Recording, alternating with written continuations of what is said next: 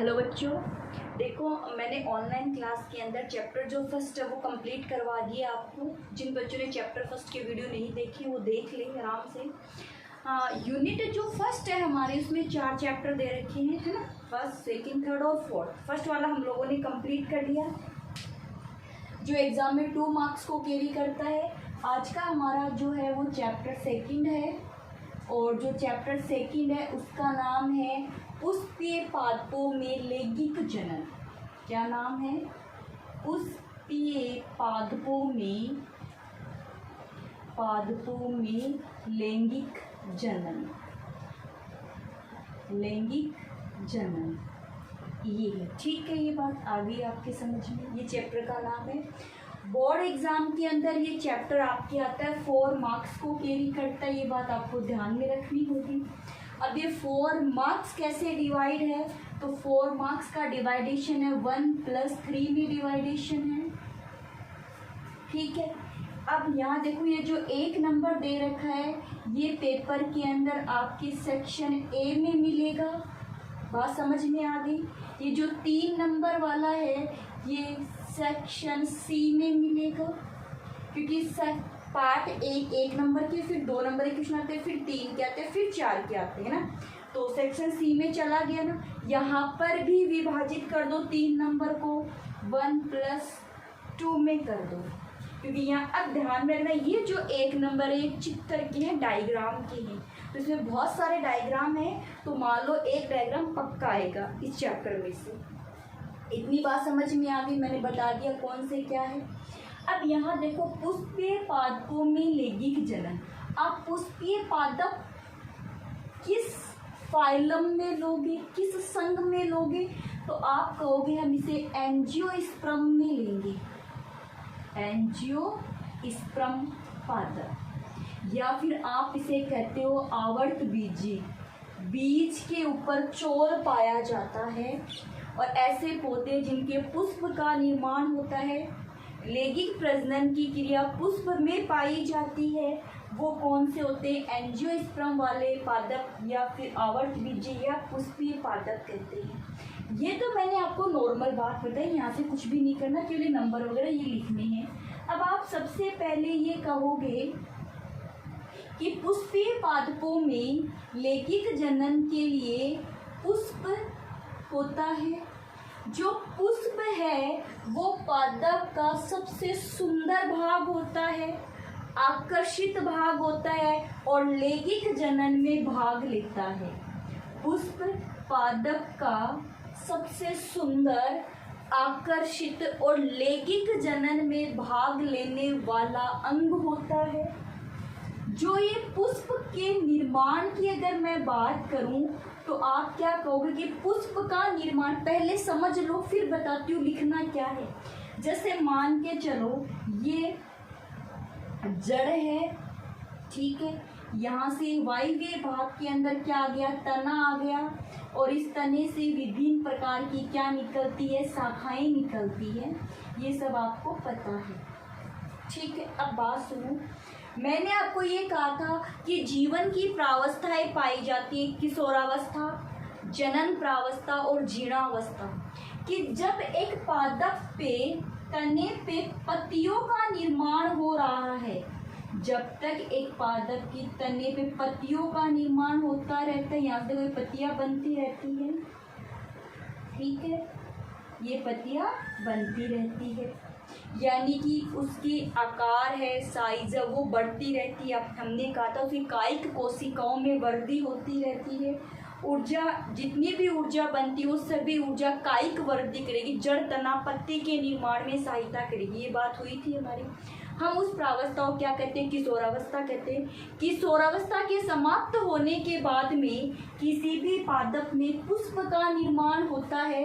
तो यहाँ अब क्या होगा, तो सुनो कि यहाँ पर जो कोशिका पत्तियों का निर्माण कर रही थी, जो कोशिका पत्ती, जैसे मान लो यहाँ की कोशिका थी, वो ऐसे पत्ती का निर्माण करेगी, लेकिन कोशिकाएं पत्तियों का निर्माण ना करके पुष्प का निर्माण कर देगी। पत्तियों का निर्माण ना हो करके किसका निर्माण हो जाता है? पुष्प का निर्माण हो जाता है। समझ में आ गई कि जो कोशिकाएं होंगी किशोरावस्था के बाद में पुष्पीय आदक का विभेदन होता है, निर्माण होता है। ये पुष्पीय जो आदन होगा ये यहाँ पर पत्तियों का निर्माण ना करवा करके पुष्प कलिका का निर्माण करवा देगा, और पुष्प जो कलिका है वो आगे जाकर के किस में खिल जाएगी, पुष्प में खिल जाएगी। भी आप ये सोचो पुष्प बनते कैसे हैं ना। और इन सभी क्रियाओं को करने के लिए हार्मोन, रासायनिक पदार्थ, तापमान, आर्द्रता, जल, इन सब की आवश्यकता होती है। तो किशोरावस्था के बाद में पादपों में पुष्प का लिखना, किशोरावस्था के बाद में पादपों में पुष्प का निर्माण होता है। पुष्प निर्माण के लिए प्रकाश, तापमान, आर्द्रता, हार्मोन और रासायनिक पदार्थों का महत्वपूर्ण योगदान होता है। इस क्रिया के अंदर पुष्पीय आदक का विभेदन और विभेदीकरण होता है, जिसकी वजह से कक्षत भाग में या शीर्षत भाग में पाई जाने वाली कोशिकाएं पुष्प का निर्माण ना करके पत्तियों का निर्माण ना करके पुष्प का निर्माण कर लेती है। इतनी बात समझ में आई क्या कि किशोरावस्था, डायग्राम आपके सामने सुनो। किशोरावस्था के बाद में क्या होता है, हार्मोनल या रासायनिक पदार्थ की वजह से पुष्पीय आदक के अंदर रासायनिक परिवर्तन, हार्मोनल परिवर्तन होते हैं, बदलाव होते हैं हार्मोन्स के अंदर, जिसकी वजह से पुष्पीय आदन का विभेदन हो जाता है। पुष्पीय आदन के विभेदन होने से यहाँ पर जो शीर्षत कोशिकाएं पाई जाती है, या आप उसे क्या कर दो, अग्रस्त विभ्योतक कोशिकाएं, ऐसी कोशिकाएं जो हमेशा विभाजित होती रहती है। अग्रस्त विभ्योतक कोशिकाएं जो पाई जाती है वो पत्तियों का निर्माण ना करके पुष्प का निर्माण कर लेती है। और पुष्प के निर्माण करने के लिए क्या चाहिए, हार्मोन चाहिए। क्या चाहिए, ये हमारे 11वीं क्लास में था ये, लेकिन वो क्या हुआ, तो लॉकडाउन की वजह से पूरा सिस्टम खराब हो गया था। दूसरा बात, सिलेबस को रिड्यूस भी कर दिया गया था। तो एक हार्मोन होता है फ्लोरिजन हार्मोन, क्या नाम है, फ्लोरिजन हार्मोन। ये जो हार्मोन होता है, ये हार्मोन जिम्मेवार होता है कि यहाँ पर जो अग्रस्त विभ्योतक कोशिकाएं हैं वो पत्तियों का निर्माण ना करे और किसका निर्माण कर ले, पुष्प का निर्माण कर ले।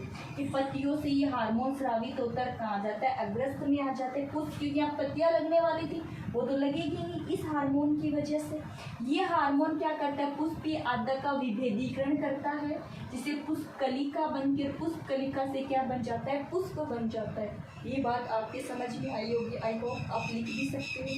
ठीक है, फिर हम ये कहेंगे कि जो पुष्प होता है उसकी संरचना आपके सिलेबस में है। पुष्प की संरचना ज़्यादा डिटेल नहीं है, बस नॉर्मल, यानी अपन बोलते हैं ऊपर ऊपर से संरचना पढ़नी है, हमें तो आंतरिक संरचना देखनी होगी, वही हमारे एग्जाम में आता है। अब पुष्प की संरचना हमारे एग्जाम में आती भी। हाँ, फिर दूसरी बात ये देखो, पुष्प का निर्माण देखो, जो प्रोह था, तना था, प्रोह पे पत्तियां लगनी थी, उसकी जगह पुष्प लग गया, तो इसको आप क्या कहोगे, रूपांतरित प्रोह कहोगे। कि पुष्प क्या है, आप क्या कहो, कोई पूछ ले कि पुष्प क्या है, तो रूपांतरित प्रोह क्या कहलाती है, पुष्प कहलाती है। रूपांतरित प्रोह क्या कहलाती है, पुष्प कहलाती है। लिख लोगे आप, ये कंपटीशन में भी पूछा जाता है। तो पुष्प का निर्माण कैसे हुआ कि कोई प्रोह थी, प्रोह की जो कोशिका है वो पत्तियों का निर्माण नहीं कर रही क्योंकि किशोरावस्था पूरी हो चुकी है, उसकी जगह क्या बन गए, पुष्प का निर्माण हो गया है। चलिए, फिर अपन ये कहेंगे कि कोई भी पुष्प है उसकी संरचना की अगर मैं बात करूँ तो आप क्या कहोगे, पुष्प लैंगिक प्रजनन करने वाला होता है। इसमें दो प्रकार की संरचनाएं पाई जाती, दो प्रकार की अंगक है।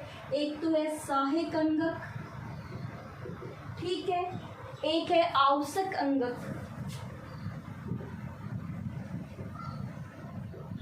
आवश्यक अंगक, एक, या फिर आप कह दो जनन अंगक। सहायक अंगक में आप क्या क्या लिखोगे? बाह्य दलपुंज, दलपुंज है ना, और एक क्या होता है? दलपुंज होता है। आवश्यक के अंदर आप क्या लिखोगे? इसमें आप एक तो क्या लिखोगे? नर जननांग, और एक होता है मादा जननांग। नर जननांग को आप किस नाम से जानते हो? स्टमेन कह दो, है ना, नर जननांग। और मादा जननांग के लिए आप क्या कहते हो? स्त्री केशर, या इसको आप पुकेशर कह दो, पुकेशर केसर। और मादा जननांग क्या हो जाएगा? स्त्री केशर। ठीक है, बात समझ में आ गई। इसको इंग्लिश में कहते हैं एंड्रोसियम, एंड्रोसियम, या फिर स्टमेन कह दो अकेले को, और सभी एक साथ मिलके एंड्रोसियम कहलाएंगे। जो स्त्री केसर उसके अकेले को पिस्टल कहते हैं, कार्पेल कहते हैं।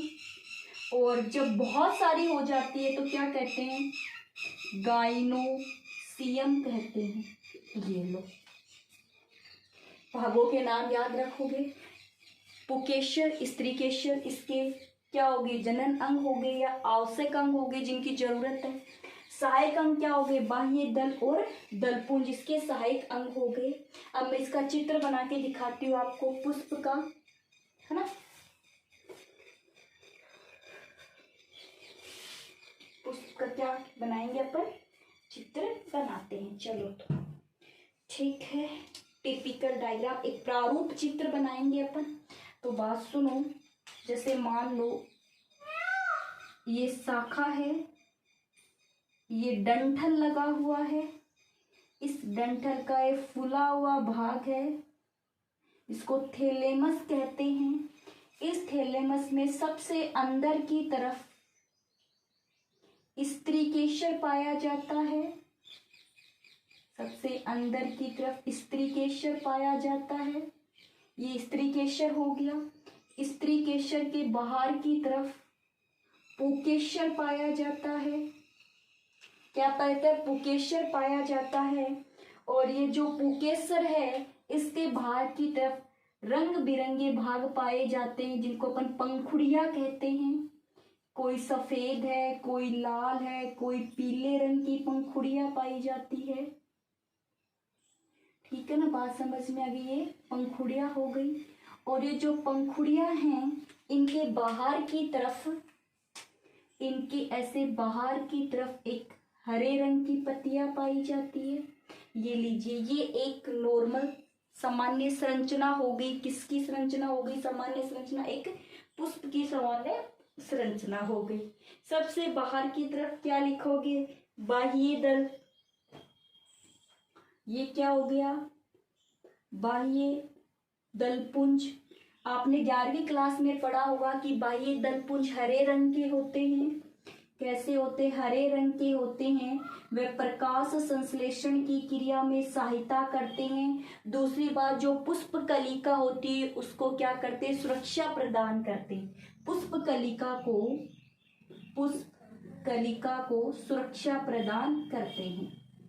ठीक है, फिर देखो जो रंगीन मैंने बनाए हैं, जो मैंने लाल रंग का, ये कैसे भाग होते हैं? रंगीन भाग होते हैं, रंग बिरंगे होते हैं। ये जितने ज्यादा सुंदर होंगे, है ना, उतना ज्यादा ही जो कीट पतंगे होंगे वो इनकी तरफ आकर्षित होंगे। तो पुष्प को आकर्षित करने का काम इसी का, कीट पतंगों को आकर्षित करने का काम इसी का होता है। जब कीट पतंगे इसके लिए क्या लेने आएंगे? नेक्टर लेने के लिए आएंगे, रस लेने के लिए आएंगे, मीठा रस लेने के लिए आएंगे।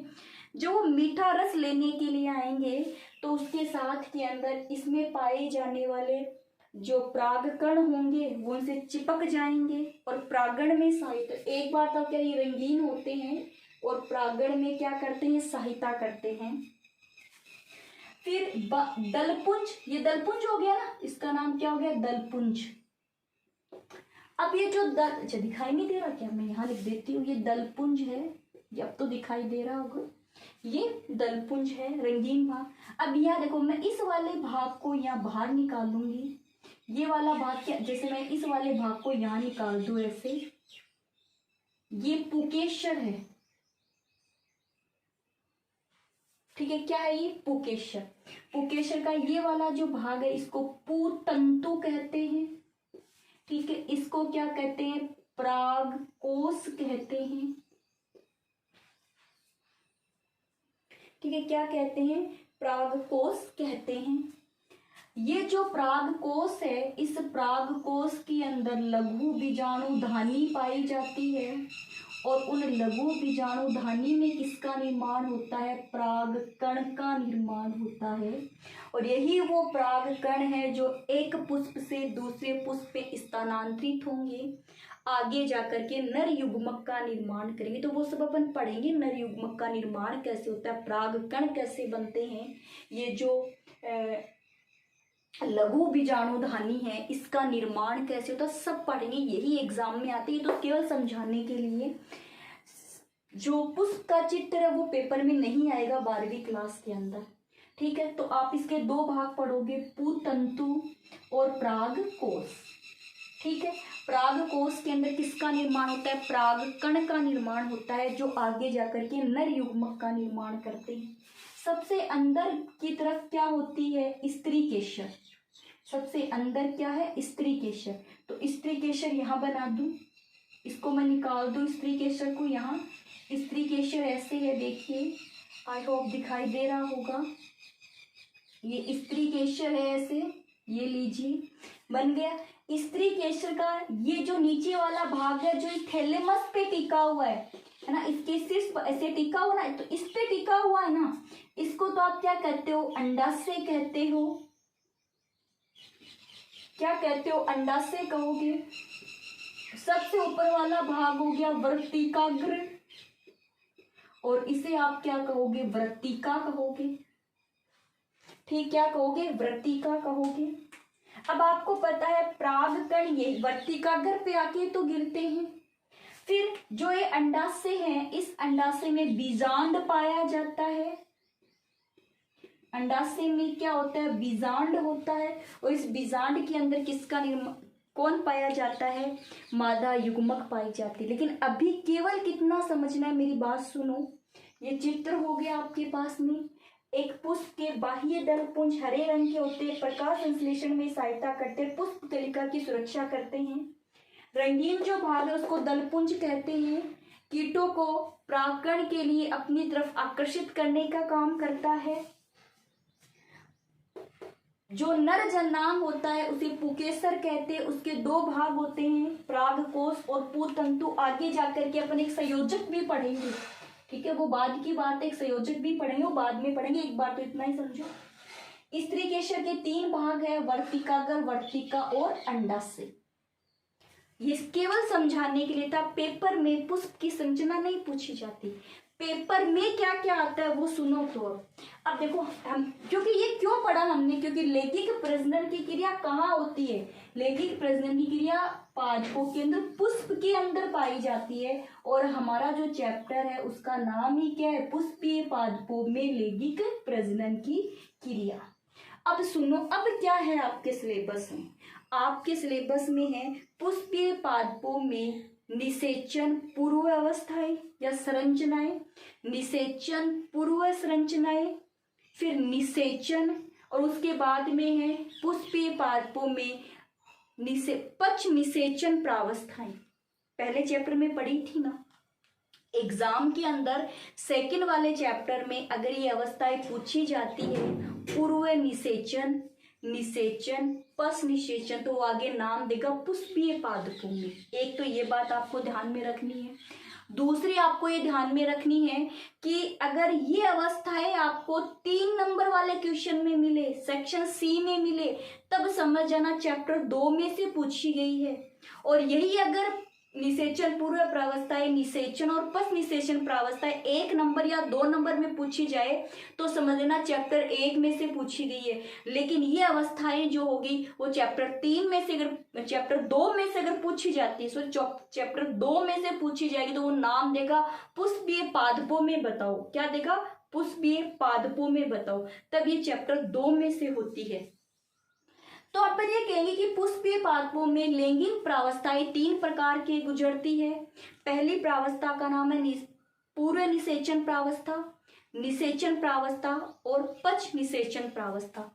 अब मैं केवल इतना बताऊंगी कि पूर्व निषेचन प्रावस्था में क्या क्या पढ़ोगे, बाकी की पढ़ाई जो होगी वो नेक्स्ट क्लास में होगी।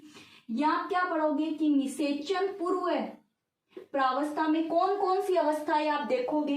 तो सबसे पहले तो देखोगे आप 1 नंबर पे तो पुकेसर की संरचना पूरा पढ़ोगे, डिटेल पढ़ोगे। इसमें पुकेसर की संरचना के साथ में इसमें लघु बीजाणुधानी पाई जाती है, लघु बीजाणुधानी की संरचना पढ़ोगे।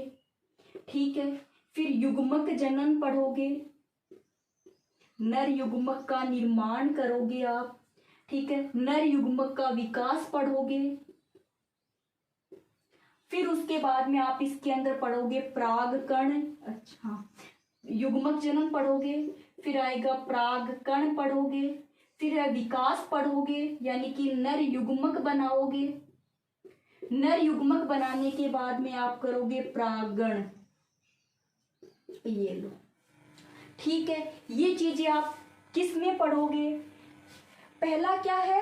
पुकेसर है ना, पुकेसर यानी कि नर जन्नांग के अंदर निषेचन पूर्व प्रावस्थाएं, नर जन्नांग